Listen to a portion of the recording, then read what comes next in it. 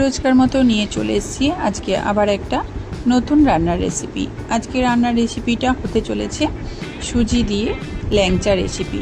খুব সহজে 1 কাপ মতো সুজি দিয়ে কিভাবে আমি এতগুলো পরিমাণে ল্যাংচা বানিয়ে নেব সেটাই আজ তোমাদেরকে এই ভিডিওর মাধ্যমে শেয়ার করব। তো hello everyone, welcome back to my channel Mithun Mampi ব্লগে তোমাদের সকলকে ওয়েলকাম। কেমন আছো তোমরা সবাই? আশা করি তোমরা সবাই ভালো আছো। তোমাদের ভালোবাসায় আমি অনেকটা ভালো আছি। তো চলো ঝটপট দেরি না করে ভিডিওটা দেখে নিই। তো সবার আগে বলে নিই, যারা চ্যানেলটা নতুন দেখছো প্লিজ চ্যানেলটা সাবস্ক্রাইব করে আমার পাশে থেকো, আর ভিডিওটা ভালো লাগলে একটা লাইক কমেন্ট শেয়ার করে দিও। তো দেখো, সবার প্রথমে আমি এখানে দুধটা ভালোভাবে জাল করে নিচ্ছি, ফুটিয়ে নিচ্ছি। দুধটা ফুটে অনেকটা কমে এসছে, দেখেই বুঝতে পারছো বাটি থেকে কতটা নিচে দুধটা নেমে এসছে। তো দুধটা এখানে আমি ফুটিয়ে ভালোভাবে নিলাম। আর এদিকে আমি একটা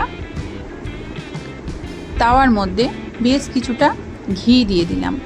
ঘিটা ভালোভাবে এইভাবে চাড়িয়ে নিয়ে কড়াইয়ের মধ্যে আমি 1 কাপ মতো সুজি দিয়ে দিলাম। এখানে আমি একটা বড় কাপের মেজারমেন্ট করে 1 কাপ মতো সুজি দিয়েছি। যে কাপের মেজারমেন্ট করে আমি সুজি দিয়েছি সেই কাপের মেজারমেন্ট করেই আমি দুধটা দিয়ে দেব।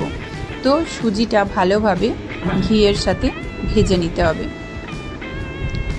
দেখো, সুজিটা ভালোভাবে নাড়াচাড়া করে ভেজে নিচ্ছি। আর অবশ্যই গ্যাসের ফ্লেমটা এখন লো টু মিডিয়াম করে রাখতে হবে, না তো তাড়াতাড়ি আমাদের সুজিটা পুড়ে যেতে পারে। তো দেখো, সুজি আমাদের এখানে ভাজা ভাজা হয়ে এসছে। এই অবস্থায় আমি যে কাপে মেজারমেন্ট করে নিয়েছিলাম সেই কাপেরই মেজারমেন্ট করে আমি দুধ নিয়ে নিয়েছি। ভালোভাবে দুধ আর সুজি মিশিয়ে নেব। গ্যাসের ফ্লেমটা লো টু মিডিয়াম করে বেশ কিছুক্ষণ সময় নিয়ে নাড়াচাড়া করে সুজিটাকে মিশিয়ে নিতে হবে। আর আমি এখন এই সুজিটার মধ্যে কোনো মিষ্টি অ্যাড করিনি। তোমরা যদি কেউ খুব মিষ্টি খাও তখন তোমরা চিনি মিক্সারে ব্লেন্ড করে গুঁড়ো অবস্থায় করে নিয়ে সেই গুঁড়ো চিনিটা এখানে অ্যাড করে দিতে পারো।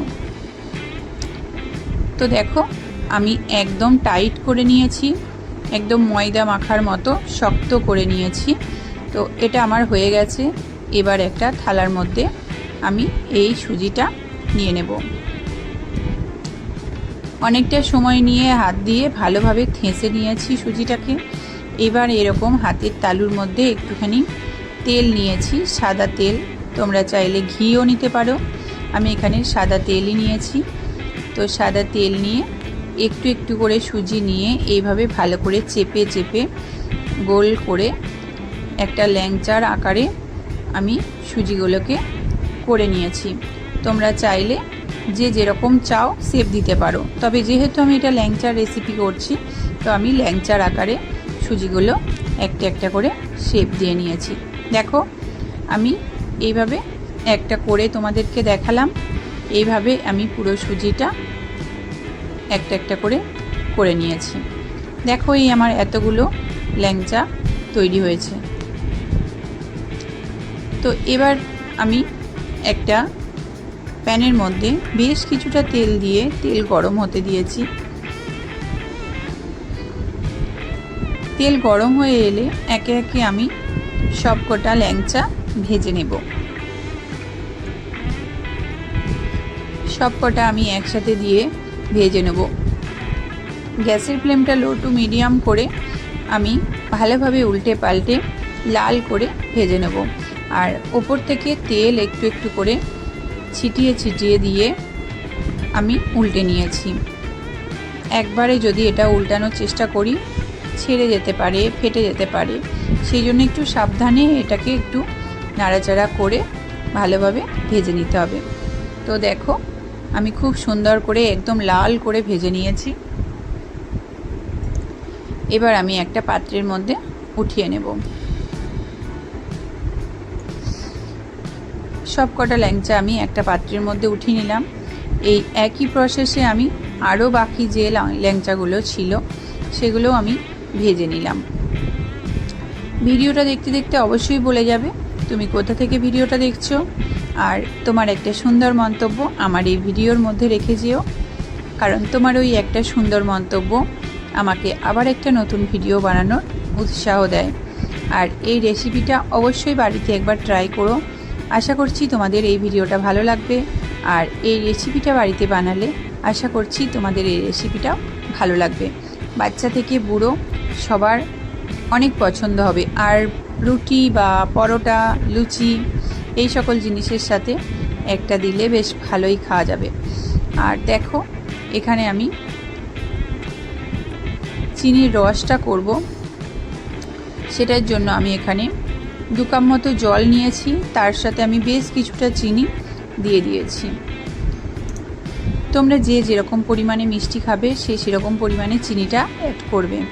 আমি এখানে মিষ্টিটা একটু হালকা পরিমাণে দিয়েছি, খুব বেশি মিষ্টি আমি দিইনি, কারণ আমাদের বাড়ির সবাই মিষ্টিটা একটু কম খায়। যেহেতু অনেক কটা মিষ্টি বানাচ্ছি তো সবাইকেই খেতে হবে, তাই জন্য এখানে মিষ্টির পরিমাণটা কম দিয়ে ঘরের মানুষগুলোর পছন্দর কথা ভেবে আমি সেইভাবে বানিয়েছি। অবশ্যই তোমরা তোমাদের পছন্দ মতো মিষ্টি দিয়ে জিনিসটা বানাবে। একটা সুন্দর সুগন্ধির জন্য ওপর থেকে 2টো এলাচ আমি ফাটিয়ে দিয়ে দিয়েছি।